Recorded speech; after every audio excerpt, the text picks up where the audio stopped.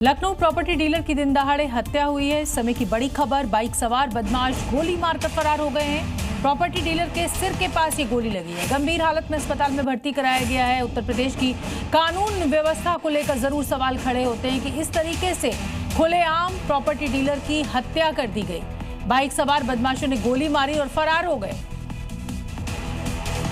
अब बात अपराधियों के खिलाफ पुलिस के ऑपरेशन एनकाउंटर की, जहां उत्तर प्रदेश के साथ साथ अब बिहार और हरियाणा में भी जीरो टॉलरेंस की पॉलिसी पर काम करते हुए पुलिस ने अपराधियों को लंगड़ा कर उन पर शिकंजा कसना शुरू कर दिया है, जिसकी तस्दीक दे रही है ये तस्वीरें। यूपी में तो पुलिस का धुआंधार एनकाउंटर जारी है। अब बिहार की राजधानी पटना और हरियाणा के अंबाला में भी पुलिस ने बदमाशों को गोली से हिसाब कर दिया।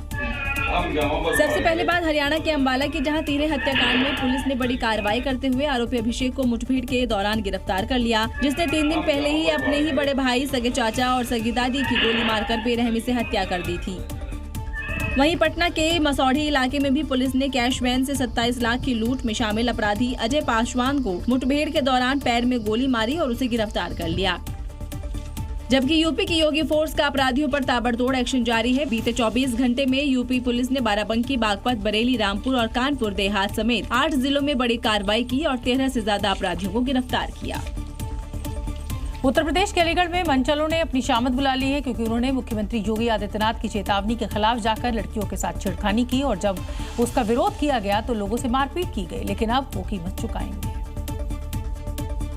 क्योंकि सीएम योगी ने 24 घंटे पहले ही बयान दिया था कि अगर किसी ने बेटियों की सुरक्षा से खिलवाड़ किया तो फिर कीमत चुकाएगा। बेटी हो या व्यापारी, सुरक्षित होकर के किसी भी समय निकल सकते हैं और कोई छेड़ने का दुस्साहस नहीं कर सकता है। करेगा तो उसकी कीमत भी चुकाएगा।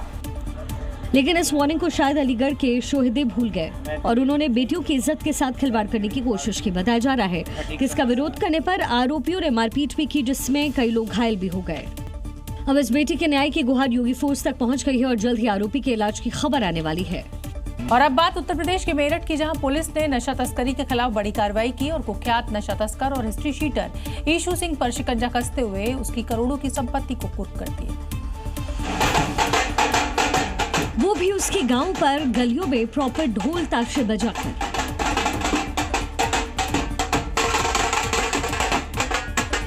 भारी पुलिस बल के साथ ब्रह्मपुरी इलाके में पहुंची पुलिस ने हिस्ट्री शीटर और ड्रग तस्कर ईशू सिंह के 2 घर, एक गौशाला और एक वेयर हाउस समेत तकरीबन 3 करोड़ की संपत्ति को सील किया।